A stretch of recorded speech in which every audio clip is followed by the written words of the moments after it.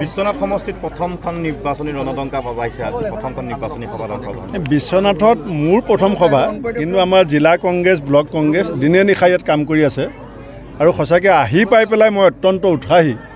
যিটো আমাৰ দলৰ নেতাকৰ্মীসকলৰ ইয়াত যুঁজ দেখিছোঁ, আপোনালোকে দেখিছে যে তেওঁলোকৰ যিটো দলৰ প্ৰতি যিটো নিষ্ঠা আৰু আস্থাৰে দলীয় প্ৰাৰ্থীসকলক আশীৰ্বাদ দিবলৈ ৰাইজ ওলাই আহিছে, মই অত্যন্ত অভিভূত। মই বিশ্বনাথ জিলা কংগ্ৰেছৰ ওপৰত যিটো আমাৰ পূৰ্বৰ পৰা যিটো আস্থা আছিল, আজি পৰিৱেশ আৰু পৰিস্থিতি দেখি মই দুগুণে উৎসাহিত হৈছোঁ। বিজেপিৰ যিগৰাকী ৰাজ্যিক সভাপতি দিলীপ শইকীয়াই মণ্ডল সভাপতিগৰাকীৰ ওচৰত ক্ষমা খুজিছে। বিজেপিৰ এইটো নীতি আছে নেকি যে ৰাজ্যিক সভাপতিয়ে মণ্ডল সভাপতিৰ ওচৰত ক্ষমা খুজিব? নাই, ক্ষমা খোজা নোখোজাটো ডাঙৰ কথা নহয়, কিন্তু মই আগতেই জানিছিলোঁ যে দিলীপ শইকীয়া ডাঙৰীয়াই ৰাজহাড় পোন কৰিবলৈ চেষ্টা কৰিছে, কিন্তু হিমন্ত বিশ্ব শৰ্মাৰ সন্মুখত কিমান দেৰি ৰাজহাড় পোন কৰি বুকু ফিন্দাই থাকিব পাৰিব, সেইটো মোৰ প্ৰথমৰ পৰাই সন্দেহ আছিলে।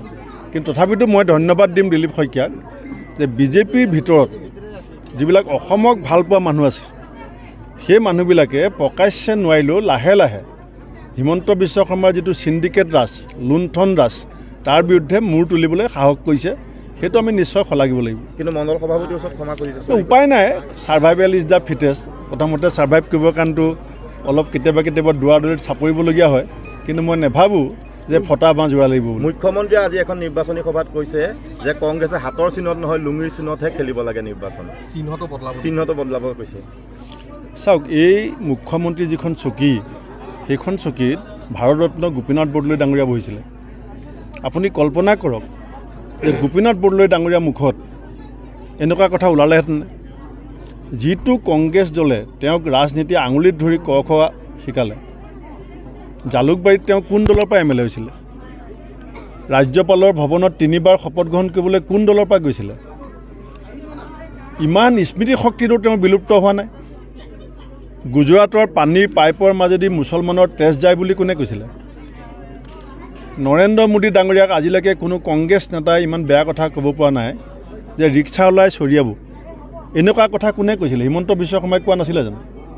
গতিকে তেওঁৰ আচল ৰূপটো এতিয়া ৰাইজে লাহে লাহে বুজি উঠিছে যে এই মানুহজনে নিজৰ চকীখন বচোৱাৰ স্বাৰ্থত কি পৰ্যায়লৈকে যাব পাৰে।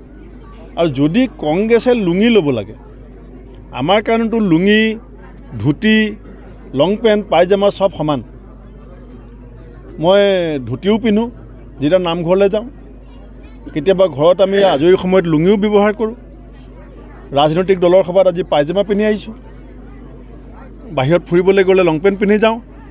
আমাৰ কাৰণে দৃষ্টিভংগী বেলেগ। যদি বিজেপিয়ে ভাবিছে যে আমাৰ দলৰ চিম্বলটো তেওঁলোকে ঠিক কৰিব, আমাৰ বহুত মানুহে মোক কয় যে বিজেপি চিম্বল কিয় পদুম ফুল হৈছে? নাথুৰাম গডছে যিটো বন্দুকেৰে গান্ধীজীক হত্যা কৰিছিলে, সেইটো বন্দুকে তেওঁলোকৰ চিম্বল হ'ব লাগে। কাৰণ বিজেপি RSSৰ ৰাজনীতি আৰম্ভ হৈছে গডছেৰ বন্দুকৰ গুলিৰ পৰা।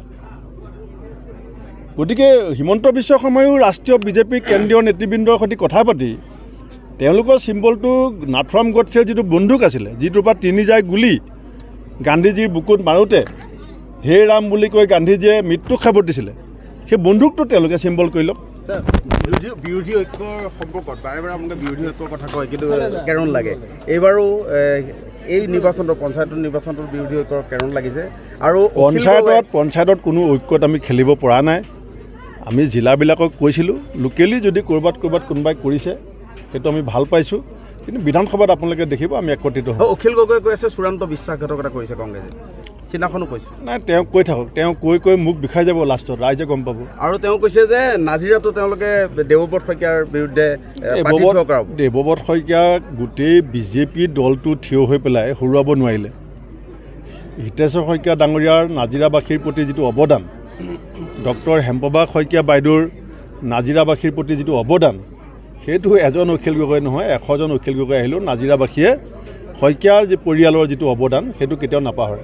এনেকৈ হ'লে আপোনালোকৰ বিৰোধী গামোচা দিবলৈ অনুৰোধ জনাইছোঁ।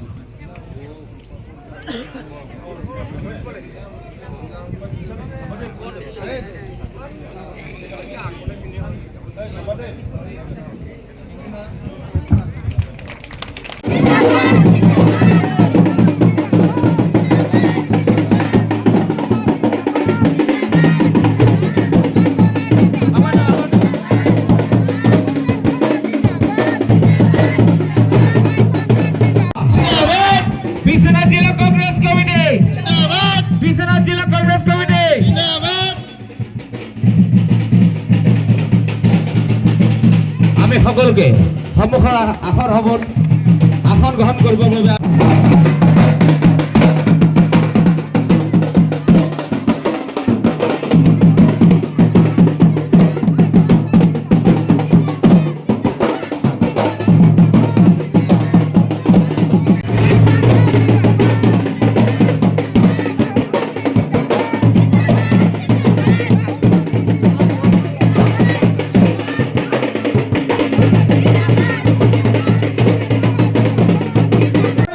যোৱা 9টা বছৰ লোকচান হৈছে। আমাৰ কংগ্ৰেছ নেতা ৰাহুল গান্ধী ডাঙৰীয়া আহি কৈছিল যে কংগ্ৰেছক ক্ষমতা দিয়ক, আমি 365 টকা বাগানৰ মজুৰি দিম। কিন্তু ৰাইজে ভাবিলে যে দিল্লীত বিজেপি আছে, কংগ্ৰেছৰ 365 টকা লোৱাতকৈ বিজেপিৰ 350 টকাই ভাল হ'ব। আৰু আজি কি হ'ল, এই কথা মই আশা কৰিম যে আমাৰ চাহ বাগানৰ শ্ৰমিকসকলে এই পঞ্চায়তৰ নিৰ্বাচনৰ সময়ত মই কোৱা কথাটো আৰু হিচাপটো আপোনালোকক মই মিলাই চাবৰ কাৰণে অনুৰোধ কৰিছোঁ। আজি কি কৈছিল তেওঁলোকে, আমাৰ বাগানৰ শ্ৰমিকসকল ঝাৰখণ্ডত জনজাতি, ঝাৰখণ্ডত চাহ বাগানৰ শ্ৰমিক জনজাতি, বিহাৰত জনজাতি, উৰিষ্যাত জনজাতি, উত্তৰাখণ্ডত জনজাতি, আৰু বিজেপিয়ে ক'লে যে দিল্লীত আৰু দিছপুৰত বিজেপি চৰকাৰ হোৱাৰ 100 দিনৰ ভিতৰত চাহ শ্ৰমিকক জনজাতি কৰি দিয়া হ'ব। আজি দিল্লীত বিজেপি চৰকাৰ 10 বছৰ পাৰ হ'ল, অসমত বিজেপি চৰকাৰ 9 বছৰ পাৰ হ'ল। আৰু তেওঁলোকে যে কৈছিল ঝাৰখণ্ডত যদি জনজাতি হয়, উৰিষ্যাত যদি জনজাতি হয়, অসমত জনজাতি কিয় নহ'ব বুলি প্ৰশ্ন সোধা বিজেপিয়ে আজি 9 বছৰ তেওঁলোকৰ সেই প্ৰতিশ্ৰুতিৰ কথা পাহৰি গ'ল। মই জিউছ তাক ডাঙৰীয়াকো ক'ম যে সময় আহিছে, এতিয়া আমি চাহ বাগানৰ ৰাইজৰ মাজত গৈ কথাবিলাক বিজেপিৰ যি প্ৰতাৰণা, বিজেপিৰ যি প্ৰবঞ্চনা, তেওঁলোকে যেনেকৈ প্ৰলোভন দি পেলাই আমাৰ পৰা ভোট লৈ আমাক আজি ঠগিলে, এই কথাবিলাকৰ বিৰুদ্ধে আজি প্ৰতিবাদ কৰাৰ সময় আহিছে। অলপ দিনৰ আগতে গাঁৱলৈ গ'লে ঘৰত মহিলা বিচাৰি পাবলৈ নাই, ক'লে গ'ল কয় অমিত বৃক্ষ ৰুবলৈ গৈছে। গাঁৱত গওঁ, কাৰোবাৰ ঘৰত যাওঁ, পৰিয়ালৰ ঘৰত নহব নাই, পৰিয়ালৰ ঘৰত যাওঁ, খুইদ নাই, ক'লে গ'ল অমিত বৃক্ষ ৰুবলৈ গৈছে। আমাৰ ককাইদেৱে চাহ বনাই খুৱায়, ঘৰত খুৰাইদেৱে ভাত বনাব লাগে, ঘৰত আমাৰ মাহীদেউ, খুইদেউ, পেহীদেউ, নবৌ কোনো নাথাকে। হিমন্ত বিশ্বই কৈছে যে অমিত বৃক্ষ ৰুবলৈ যাব লাগে, অসমৰ মহিলাবিলাকক লাখপতি বাইদেউ বনাব। কৈছিলে নাই? এতিয়া হাত ডাঙৰচোন, লাখপতি বাইদেউ কোন কোন আহিছে ইয়াত?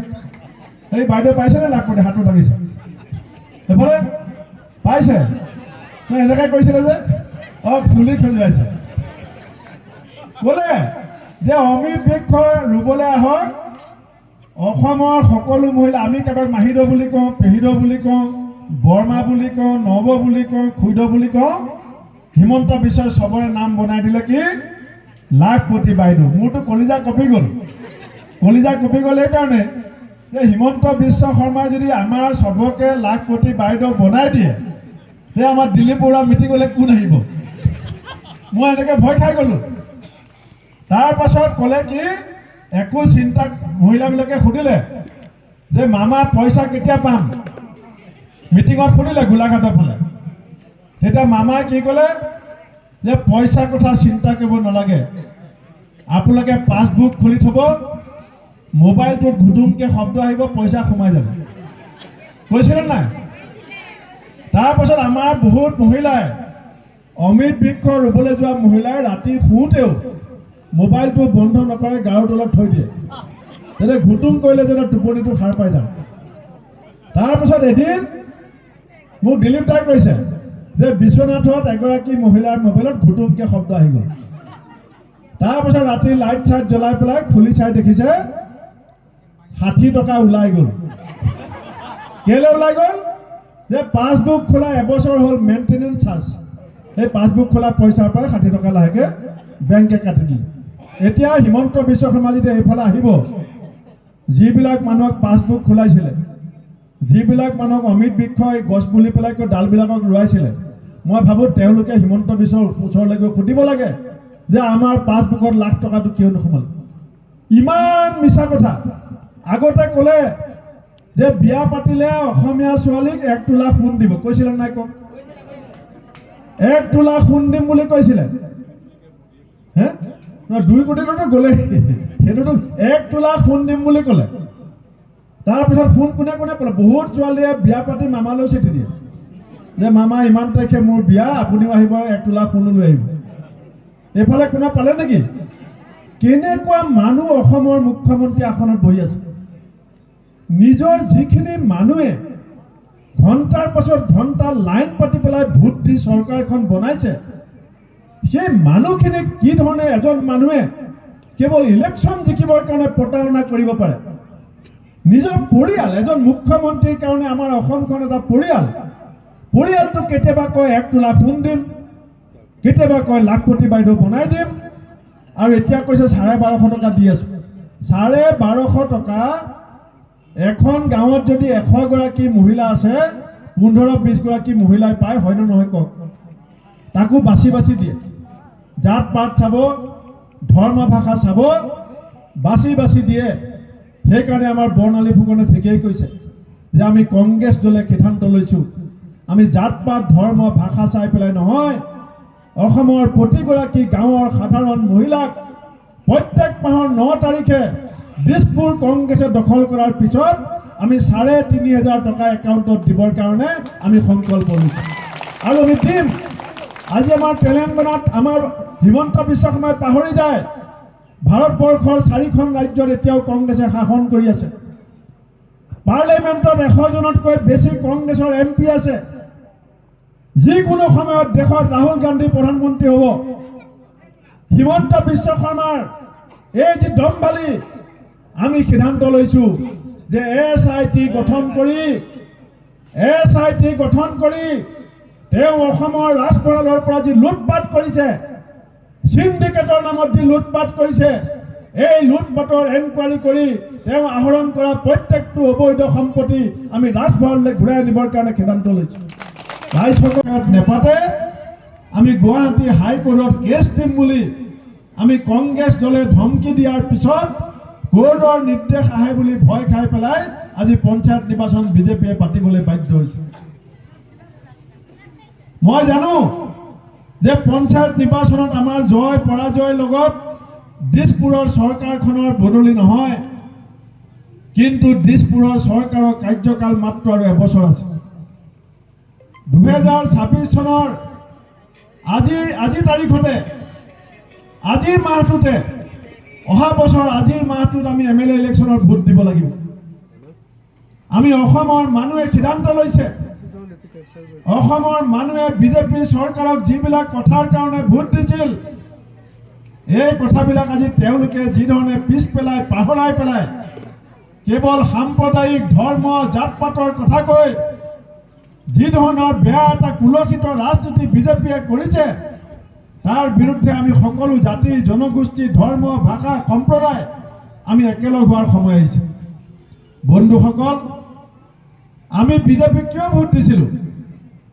বিজেপিয়ে আমাৰ চাহ বাগানৰ মানুহক কৈছিল যে বিজেপিয়ে চাহ বাগানৰ শ্ৰমিকৰ মজুৰি 350 টকা কৰি দিব, কৈছিল নে নাই কওক?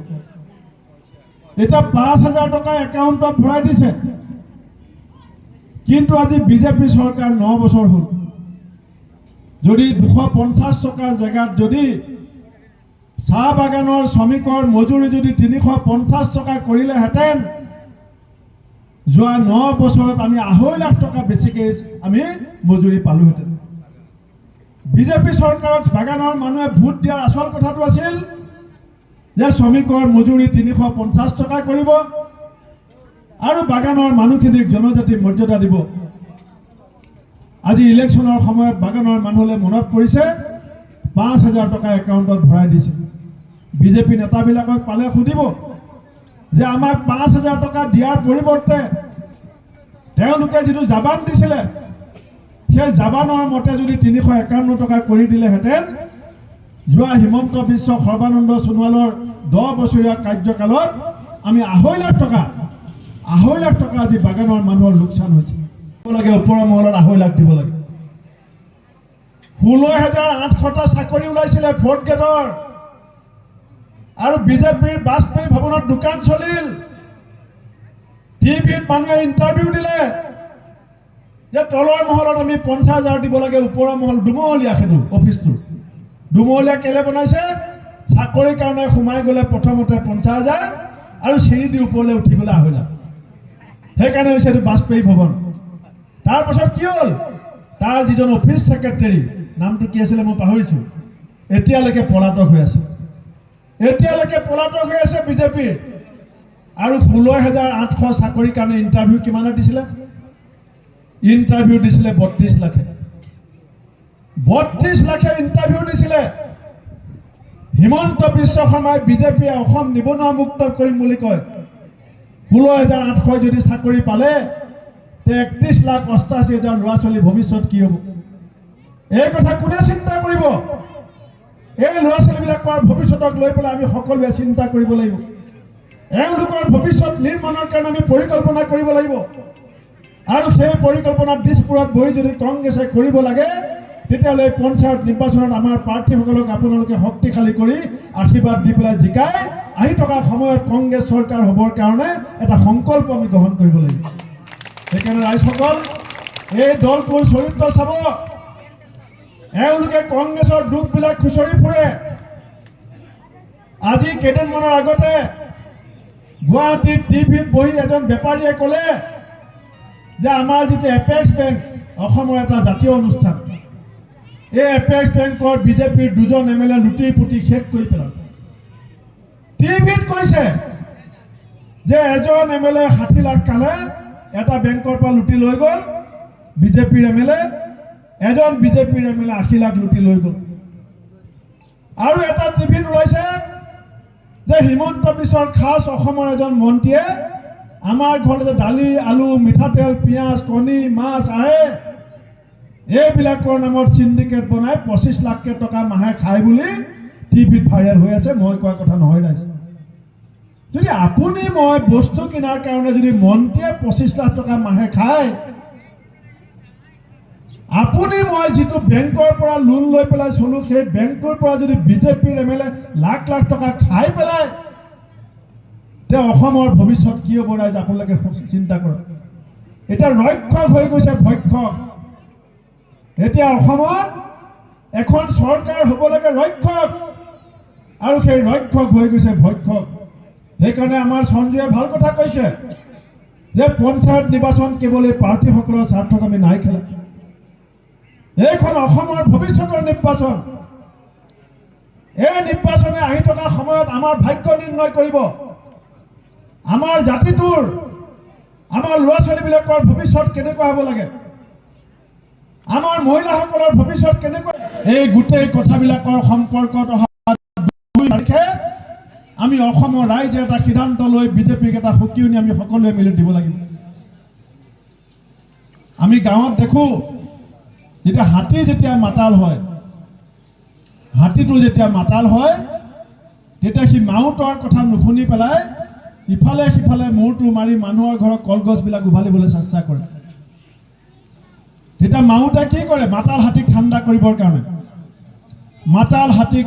কৰিবৰ কাৰণে মাউতে অংকুশ লৈ পেলাই মূৰত খুচে এতিয়া চৰকাৰে দুখীয়া মানুহলৈ পিঠি দিছে এই বিজেপি চৰকাৰৰ দিনত দুখীয়া মানুহ দিনক দিনে দুখীয়া হৈ গৈ আছে এটা দুখীয়া মানুহ জীয়াই থকাৰ কোনো উপায় নাই 1200 টকা অৰুণোদয় দিছোঁ বুলি কয় চিলিণ্ডাৰৰ দাম কিমান কওকচোন 1200 টকা অৰুণোদয় লৈ চিলিণ্ডাৰ কিনিব নে ডায়েবেটিছ প্ৰেছাৰৰ দাম দৰৱ কিনিব নে লাইটৰ বিল দিব নে ল'ৰা ছোৱালীক পূজাত আৰু বিহুত কাপোৰ দিব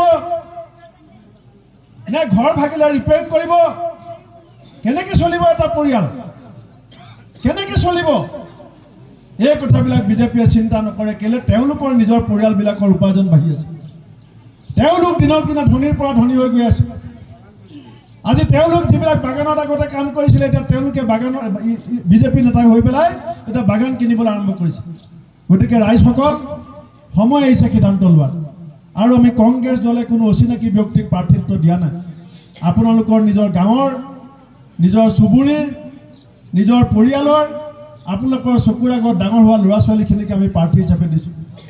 মই দিনটোত কেইবাখনো মিটিং কৰিব লাগে, কিন্তু মই আজি বিশ্বনাথত আহি ভাল লাগিছে যে মই দেখিছোঁ ইমান ভৰ দুপৰীয়া আপোনালোকে বাগানৰ কাম এৰি থৈ, ঘৰৰ সকলো কাম এৰি থৈ আপোনালোকে কংগ্ৰেছৰ পতাকাৰ তলত যি ধৰণে আহি থিয় দিছে, মই আপোনালোকৰ ওপৰত বিশ্বাস ৰাখিছোঁ আৰু এই বিশ্বাসে আহি থকা দিনত কংগ্ৰেছক শক্তিশালী কৰি দিছপুৰৰ পৰা পদুম ফুলৰ শিপা উভালিবৰ কাৰণে আমাৰ হাতখন আপোনালোকে শক্তিশালী কৰিব, এয়া মই কামনা কৰিছোঁ। আৰু ৰাইজসকল, আমি কংগ্ৰেছ দলক আৰু এই পঞ্চায়ত ইলেকশ্যন বিজেপি চৰকাৰে পাতিব বিচৰা নাছিলে, কাৰণ বিজেপিয়ে ক্ষমতা বিকেন্দ্ৰীকৰণটো বেয়া পায়। মহামানৱ মহাত্মা গান্ধীয়ে গ্ৰাম্য স্বৰাজৰ কথা কৈছিলে। যিদিনাখন ভাৰতবৰ্ষই স্বাধীনতা পাইছিল, সেইদিনাখন গান্ধীজীয়ে কৈছিল যে আজি আমি ৰাজনৈতিক স্বাধীনতা পাইছোঁ। যেতিয়ালৈকে ভিতৰৰ গাঁৱত বসবাস কৰা মানুহে অৰ্থনৈতিকভাৱে সামাজিকভাৱে আগবাঢ়ি যাব নোৱাৰিব, তেতিয়ালৈকে ৰাজনৈতিক স্বাধীনতাৰ কোনো গুৰুত্ব নাথাকে। আৰু সেইকাৰণে আমাৰ নেত্ৰী ইন্দিৰা গান্ধীয়ে অন্ন বস্ত্ৰ বাসস্থানৰ কাৰ্যসূচী লৈ গাঁৱত বসবাস কৰা সাধাৰণ মানুহখিনিয়ে যাতে পিন্ধিবলৈ কাপোৰ থাকে, খাবলৈ যাতে ভাত থাকে আৰু থাকিবলৈ যাতে এখন ঘৰ থাকে, এই কাৰ্যসূচীৰ জৰিয়তে গান্ধীজীৰ গ্ৰাম্য স্বৰাজৰ সপোন বাস্তৱিত কৰিবলৈ চেষ্টা কৰিছিলে। আজি যে সমাজক নেতৃত্ব দিব পৰা যে আমাৰ মাজত মহিলা আছে, সমাজত প্ৰশাসনিকভাৱে জ্ঞানী, প্ৰশাসনিকভাৱে সুদক্ষ, ৰাজনৈতিকভাৱে নেতৃত্ব ল'ব পৰা আমাৰ মাজত যে মহিলা আছে, এই কথা ৰাজীৱ গান্ধীৰ আগতে কোনেও বিবেচনা কৰা নাছিল। ৰাজীৱ গান্ধী ডাঙৰীয়াৰ সেই সুদূৰ প্ৰসাৰী ঐতিহাসিক সিদ্ধান্তৰ কাৰণে আজি আমাৰ চাহ বাগানৰ ছোৱালী ৰূপা বজা আমাৰ বিশ্বনাথ চাৰিআলিৰ জিলা পৰিষদৰ চেয়াৰমেন হ'বলৈ, শোণিতপুৰ জিলা অবিভক্ত শোণিতপুৰ জিলাৰ চেয়াৰমেন হ'বলৈ সুযোগ পাইছে। সেইকাৰণে আই মাতৃসকল, এই পঞ্চায়ত আজি যে হৈছে হিমন্ত বিশ্ব শৰ্মাই পাতিব